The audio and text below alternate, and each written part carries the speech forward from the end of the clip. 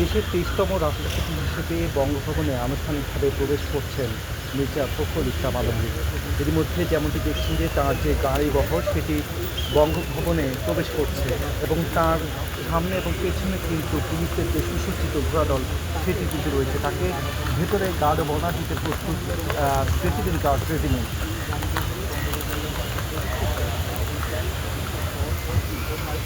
তার মধ্য দিয়ে তাকে বঙ্গভবনে নিয়ে এসেছেন লেজিসলেটিভ সদস্যরা এবং ভেতরে তার যে গাড়িবহর সেটি প্রবেশ করেছে এবং আজ থেকেই তিনি রাষ্ট্রপতি হিসেবে যাত্রা শুরু করছেন। গত 20 অগাস্ট বৃহস্পতিবার তিনি কিন্তু রাষ্ট্রপতি নির্বাচনে